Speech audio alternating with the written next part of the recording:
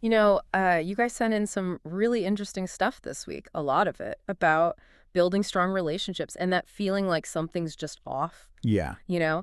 And as we were digging into it, one thing kept coming up again and again, this kind of invisible foundation for every relationship we have. Like the glue. Yeah, exactly. From our closest friends to the teams we work with. And there was this line in the YouTube summary of Ken Blanchard's Trust Works that really stuck with me. What's the one thing that holds every relationship together but falls apart quietly without us even noticing? It's not love, not respect. It's trust.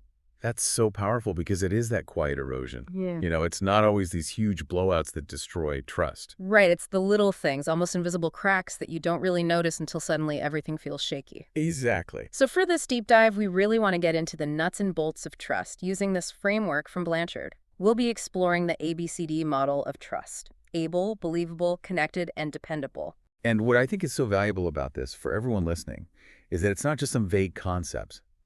It gives you a way to actually see and name what's going on in your interactions and steps you can take to strengthen things. Yeah, so to make this really concrete, the summary introduces us to this guy, Bob. Now, Bob isn't some cartoon villain, he's a pretty normal guy, a husband, a dad, a manager, and he's trying, but things just feel off.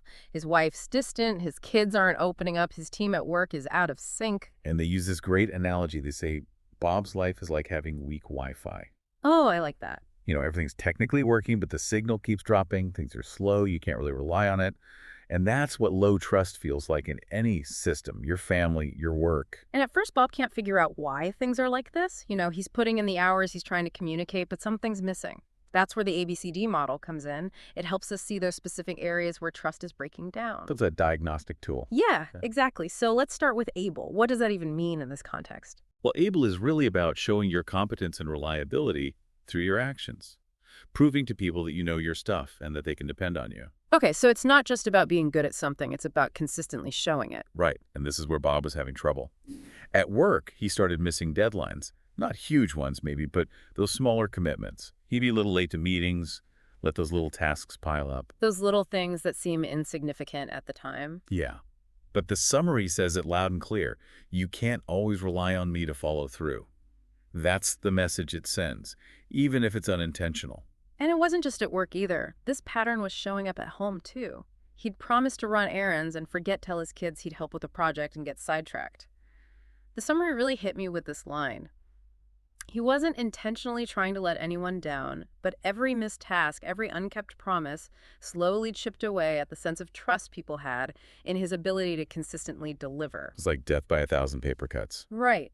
Those small slips add up just as much as the big failures. Yeah, and I think it's important to point out that Bob probably had good intentions. It's not about malice.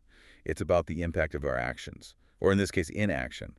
So being able isn't just about what you plan to do. It's about actually doing it consistently. Makes sense. So that's able. Now, what about believable? Believable. This one is interesting because it goes beyond just not lying. It's about honesty and integrity in a much broader sense. So, like what those white lies we tell to avoid uncomfortable situations. Exactly. Or dodging difficult conversations, or even just staying silent when something needs to be said. And Bob was doing this too, wasn't he? Oh, yeah. Big time. He'd say, I'm fine when he was stressed, or I'm on top of it, to avoid admitting he was struggling. He probably thought he was being helpful, not burdening people. But it backfired. Of course. Over time, those little discrepancies between what he said and reality, they created this unease. People started questioning his words, even when he was being truthful. The summary puts it perfectly. Trust isn't always broken by betrayal. It dissolves slowly through half-truths, avoidance, and silence. It's like that saying, fool me once, shame on you. Fool me twice, shame on me. Exactly. Once that doubt creeps in, it's hard to shake. Okay, so we've got able about competence and believable about honesty. What's next? The third element is connected, and I think this is where the human element really comes in. Okay, so how do we show we're connected? It's about demonstrating genuine care and empathy, making people feel seen, valued, understood, showing them you're truly present, not just physically, but emotionally. And Bob was struggling with this one too. I'm sensing a pattern here. Yeah, well, he wasn't alone. At work, he'd go straight into task mode, focusing on the agenda without really checking in with his team as people. At home, he might be at the dinner table, but mentally he's somewhere else scrolling on his phone or lost in thought. So he was there, but not really there. Exactly. And that takes a toll. His team felt like cogs in a machine. His wife felt more like a roommate than a partner. His kids felt invisible. It's not that he didn't care about them. He just wasn't actively showing it. And that lack of connection really creates distance. The summary says, connection is the bridge trust walks across. Without that feeling of being seen and valued, trust can't really exist. It's so true. It's about those small but crucial moments of genuine human interaction, making eye contact, really listening, Yeah. without interrupting, acknowledging the other person's experience. It sounds simple, but it makes all the difference. Absolutely. And that brings us to the final piece of the puzzle, dependable. Mm. This one might seem obvious, but it's incredibly powerful. So dependable just means doing what you say you'll do, right? On the surface, yes. Yeah. But it's more than that. It's about being reliable, following through on your commitments no matter how small they seem. And Bob, like a lot of us, had this habit of overcommitting. I'll call you right back. We'll get to that tomorrow. But then those promises would fall through. But every time that happens, even if it's unintentional, it sends a message. You can't always count on me. So even those little broken promises, they add up. They really do. The summary says, when dependability fades, everything else starts to crumble along with it. People gradually stop waiting, they lose hope, and eventually they stop trusting you to follow through on anything. It's that gradual erosion that's so dangerous. Wow. So we've got able competence, believable, honesty, connected, empathy, and dependable reliability. It's amazing how these four elements really paint a complete picture of trust. And the thing is, they're not separate. They're all intertwined. A weakness in one area can definitely impact the others. Like, if you're not dependable, people might start questioning your competence, your ableness. Exactly. Or if you're not believable, it's hard to feel truly connected to you. It's all part of the same web. So what happened with Bob? Did he just keep spiraling? No, actually, he had a real turning point when he started focusing on making small, consistent improvements in each of these ABCD areas. So what did that look like in practice? Well, he started showing up on time for meetings, being more open and honest in his communication, actually listening when his daughter was talking, putting his phone away at dinner to be present with his wife. And at work, he just started following through on those small promises. And did people notice? Oh, yeah. His daughter commented that he was really listening. His wife said it felt like he was actually there again, and his team at work started collaborating more openly and effectively. So even those small changes had a big impact. Absolutely. It shows that you don't have to overhaul your entire personality overnight. It's the small, consistent efforts that build up over time. So what was the biggest lesson Bob learned? Well, there was this one moment that really changed his perspective.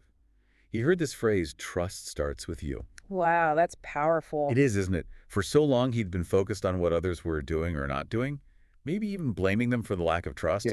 This completely shifted his focus. He had to take responsibility. Exactly. He realized he couldn't wait for others to change or earn his trust. He had to choose to be trustworthy himself. That's a huge shift in thinking. It is. And it's a message I think we all need to hear. We often think of trust as something that's given to us, something we have to earn. But the summary makes it clear. It starts with us, our actions, our intentions, our way of being. So for everyone listening, the ABCD model isn't just a nice theory. It's a practical tool you can use in your own life. Able means showing your competence through action. Believable means choosing honesty even when it's hard. Connected means making people feel seen and heard. And dependable means doing what you say you'll do. And the beauty of this model is you can apply it to any relationship, a colleague, a friend, a family member. Think about one relationship that feels strained or distant right now.